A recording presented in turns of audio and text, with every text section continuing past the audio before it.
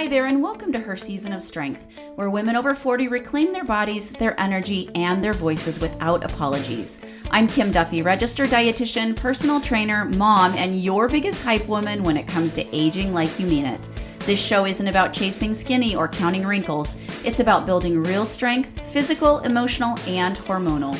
Each week, I'll share straight-talking nutrition tips, sustainable fitness strategies, and conversations that help you feel powerful in your skin once again. Menopause isn't an ending, it's only the beginning. This is your season of strength. Hello, and welcome back to Her Season of Strength. I'm so happy you're here, spending just a couple minutes with us. If you are listening when this episode drops, it is Thursday, August 20th.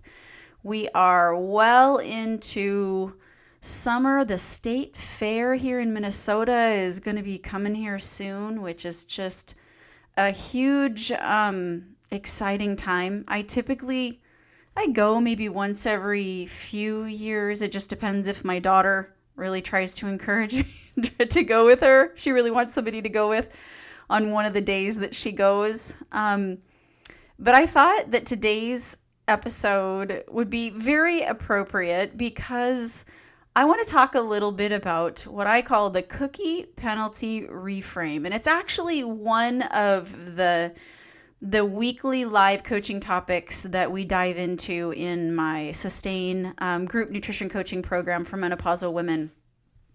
And it's so good just because I think as women, we have so much guilt around cookies and candy and treats and food that whenever we eat them, we really have a hard time just saying, that was delicious. I really enjoyed that. It's more like, oh, I shouldn't have eaten that. Oh my gosh, I have to go do some cardio. I have to, not eat anything for the rest of the day or whatever. I just feel like there's a lot of negative thoughts and perceptions around eating those kind of things. And so I thought this might be a nice thing to talk about. So, and it kind of goes into the whole idea of I was really good all week. So basically we starved ourselves all week. And then we wonder why we fall apart at a party or in front of a dessert table or, when Girl Scout cookies come out, we eat an entire sleeve of cookies after telling ourselves that we couldn't or shouldn't have any. And so many diets and wellness plans, they tell women cut out sugar or treats completely. These are bad, quote unquote. And it sounds very disciplined. It sounds healthy. But for most of us, it absolutely backfires. Because total restriction, it builds guilt and shame around these foods. And that guilt and shame, it doesn't make us want the treat less. It makes us want it more. It turns that cookie into this moral failure instead of just what it is, a silly cookie. So when we allow ourselves to have these foods in moderation and we actually build them into how we eat, they stop holding so much power over us. So today I want to talk about, kind of pull back the curtain on something that I call the Cookie Penalty Reframe. It's actually what I walk women through and Sustain. And I want to talk about the basic principle behind it and a few key ways to put it into practice so that you can kind of start incorporating the treats that you love without triggering the blood sugar roller coaster, which you might say, well, why do I care about that? But we'll chat a little bit more about that. Or, more importantly, absolutely derailing your progress. Before we dive into that, there's something that I forgot to announce before my last podcast episode, but I have officially been podcasting for 1 year. Last August 8th, it had been 1 year since I actually launched my podcast. Today is episode 56. So I did about 55 episodes in the year, and that's just because I did 3 when I launched so that people had, multiple episodes to listen to when they jumped into it. So yeah, I'm pretty excited. This was something that it's like, I thought about doing a podcast and I thought, oh my goodness, that's going to be so much work. And I have grown to love it so much. It's just, such a nice way to be able to kind of just talk about different topics. And I have had so many amazing women actually tell me, oh my gosh, I listened to that, or I heard that podcast episode and I really enjoyed this part, or that really spoke to me. And it just makes my day, because that's why I'm doing this. When I first started, I thought nobody's going to even listen to this, but it's really nice that you're listening and that it can make a difference for you. So like I always say, please reach out. If you're listening, let me know what you liked, what you didn't like, or even just future topics you'd like me to touch on. So enough about that. So let's get back to our topic. The cookie penalty. It's actually the idea that eating something off plan, it instantly cancels out all your progress, or at worst, it kicks off a spiral of, I already blew it. I might as well just keep going. It kind of creates a two-part problem. The first one's the physical piece. When we eat sugar, we eat those kind of treats on an empty stomach with nothing to buffer it, it can cause a blood sugar spike, right? Especially when, those treats are typically carbohydrates, right? They're typically, made with flours and sugars and carbohydrates. And that's going to spike your blood sugar, which can often follow by a crash that leads us feeling more tired, more foggy, and ultimately craving more sugar to fix it. It's like we need that next pick-me-up. And then there's this psychological piece, and that's kind of that all or nothing mindset. So that one cookie becomes, I ruined it, which becomes permission to eat the whole box, which becomes guilt, which becomes restriction again the next day. And it's a loop. It's not a single one-time event. Most women think that the fix is, I need to have more willpower. I need to just restrict myself more, eat less calories tomorrow, or burn more calories in doing cardio. And actually, the fix is the opposite. The reframe is learning how to include the cookie so it doesn't have that kind of power over you anymore. As a dietitian, I've never once seen strict elimination create a peaceful and sustainable relationship with food, especially for the long term, not for my clients and not for myself either. So it's not about whether you eat the cookie, it's about how you eat the cookie. So what happens in the body when sugar is eaten all by itself versus eaten strategically can make a big difference in how we feel. So when we have that treat just all by itself, so say, like you ate lunch at noon and then you had a candy bar at 4 o'clock or something like that, and you hadn't eaten anything since then. That candy bar, it's going to digest quickly. It's going to cause a blood sugar spike quickly. And then ultimately we're going to have a lovely crash and it's going to hit, and then we're going to just feel like crap and we're going to be searching for that next pick-me-up. But when we take that same treat and we pair it with maybe something that contains some good protein, some fiber, that can slow down the digestion and slow down that spike. And I think, more importantly is understanding and being mindful of how much of it we're having. So, maybe rather than having that king size candy bar, I'm going to have a snack size candy bar and I'm going to pair it with, some yogurt or some cottage cheese or some other form of protein and some fiber. Or maybe what I always recommend is I tell my clients, if you want to have that little treat, have it with your meal or at the very end of your meal so that it can kind of all work together and it doesn't cause such a spike and drop.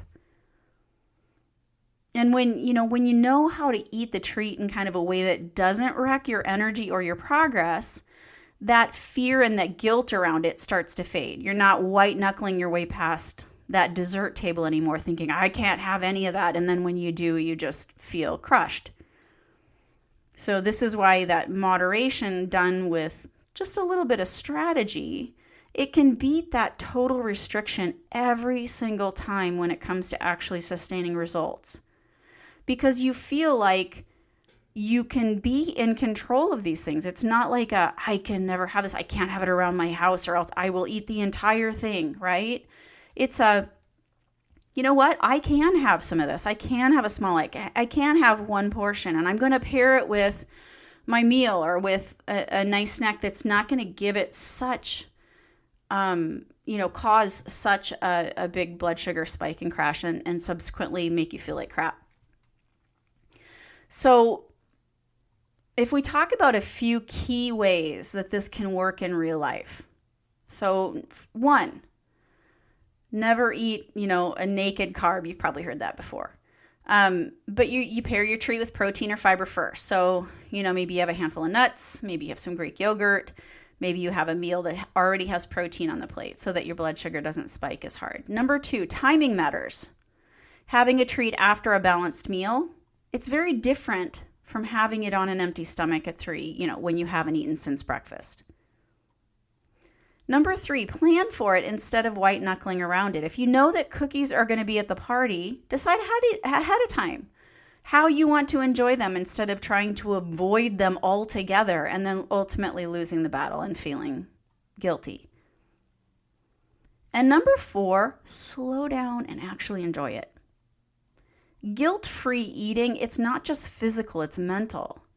So sit down and savor that treat versus eating it standing over the sink or hiding out in your closet or in your car, trying to hide from anybody who might judge you for eating it. That can change up that relationship with it completely. This isn't about earning it with exercise or making up for it later. That mindset, it just reinforces that guilt cycle that we're trying to break. And this is kind of just scratching the surface. So, in my Sustain program, we actually spent an entire live coaching call on this exact topic, as well as a week where we focus on this and we do some different exercises so that we can kind of go into, the actual day-to-day living it. How can you do this? How can you put this into action in your own real life? And then how do you feel? Like, how did it work? In that session, we also walk through, how to build kind of a treat plate, how to handle real life situations like holidays and parties and barbecues, and how to know, if you're spiraling into those old patterns versus just enjoying a food or a treat like a normal human being. Okay? So ultimately, cutting out those treats completely, it doesn't work long term. It tends to just build up our guilt and our cravings, because this isn't something that we've built just over the past few months or even few years. The grand majority of us, we have been learning this relationship with food for the grand majority of our lives. I know for me, even starting before puberty, I can remember, I would binge. I can come home from school and literally eat a dozen, chocolate chip cookies with a few glasses of milk. I didn't know how to listen to my body and actually say, I'm full, or I don't need, I'm satisfied. I don't need to fill up until I am sick with this food. And ultimately looking back on it, I know that there was a lot of things I was working through mentally and my mental health as a young child, and my relationship with my mom, who struggled with severe depression. So I turned to food for comfort. And I think that's a common story. I think there's a lot of women that had things going on in their lives and food kind of became the comfort. And it's okay. We can find our way back from there. We can learn how to rebuild that relationship with food so that it doesn't hold so much power over us and make us feel just out of control. Okay? So, ultimately talking about this whole cookie penalty reframe, it's just about learning, one tiny little step in helping to rebuild that relationship with food. Learning how to, include these things strategically, pairing them with protein and fiber, being mindful of the timing, planning ahead, and actually slowing down to enjoy them. And just saying, you know what, that was really good. Or sometimes we'll go, I wanted this so bad and it really tasted like crap. Who knows? But when we can do that, they can lose their grip on us. It doesn't mean, you're lacking willpower or you're bad at moderation. You just haven't been taught how to do it in a way that works with your body and instead of being against it. So this week, I'd like you to pick one trait that you've been either avoiding completely or feeling guilty about or saying you can never have it because it's bad. And try pairing it with something first and see how different it feels. Maybe even journal, maybe even write it down. How'd you feel before you ate it? How'd you feel after you ate it? And I would really love if, listening to this podcast, if you did feel something, if you enjoyed it, please, send me a little note. I read every single one of them. No AI here. And share this episode with a friend who might need to hear this, especially someone who's maybe stuck in that all or nothing cycle with food. Remember, ladies, this is about progress over perfection. We're in this for the long haul, and this is your season of strength. Have an amazing day.